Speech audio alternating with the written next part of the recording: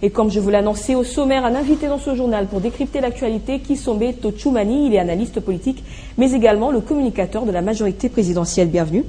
Merci Madame Grace. Alors après le retrait des troupes rwandaises de Goma et le gouvernement provincial qui s'est réinstallé, quelle sera la prochaine étape du côté des autorités ici à Kinshasa? Alors Madame Grace, il faut tout de suite, moi je crois qu'avant, à tout seigneur tout honneur, il faudrait tout de suite commencer d'abord à saluer.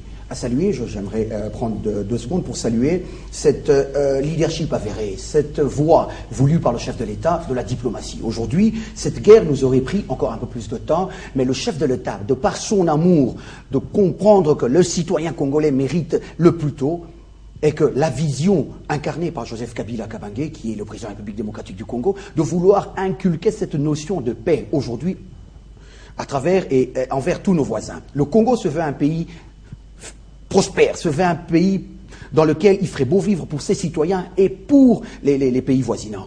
Madame, j'aimerais revenir à votre question pour dire l'après 1-23. Alors, c'est tout de suite la volonté du chef de l'État qui a dépêché, son excellence Joseph Kabila, qui a dépêché une commission spéciale, notamment les membres du gouvernement. Vous avez le ministre de l'Intérieur, vous avez certaines autres personnalités de ce gouvernement sur place pour veiller à ce que toute la quiétude des citoyens de Goma revienne très vite. Alors madame, sur le plan administratif, nous avons vu que les choses vont commencer maintenant à reprendre. L'AM23 s'est retiré jusqu'à 20 km.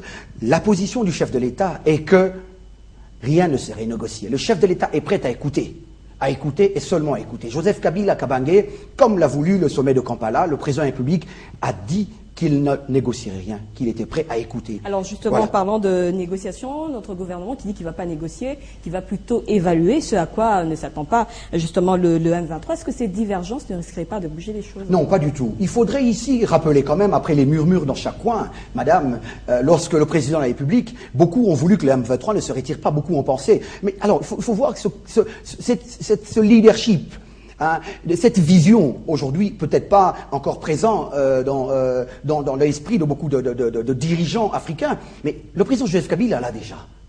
La paix. Madame, ce retrait a été obtenu par des voies diplomatiques. Ça veut dire discuter, présenter les faits d'une manière agressive, d'une manière claire et nette. Le président de la République a été accusé de tous les noms. Aujourd'hui, l'armée s'est retirée.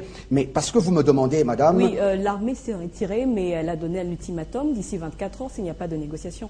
Alors, non, encore une fois, moi je pense qu'il ne faut pas s'alarmer.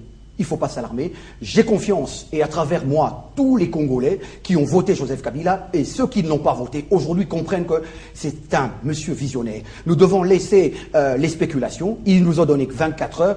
Les présidents réunis au sommet de Kampala sont au courant, l'évolution des faits, les faits évolueront de la manière dont elles doivent évoluer, ça veut dire les 24 heures ou pas, le président de la République ne se plierait à rien, il se plierait à la volonté de la République, la volonté des citoyens congolais qui est celui de sauvegarder l'intégrité de la nation congolaise. Voilà. Donc, il ne faudrait pas que nous essayons ici de répondre à des questions qui seraient susceptibles de nous ramener en arrière.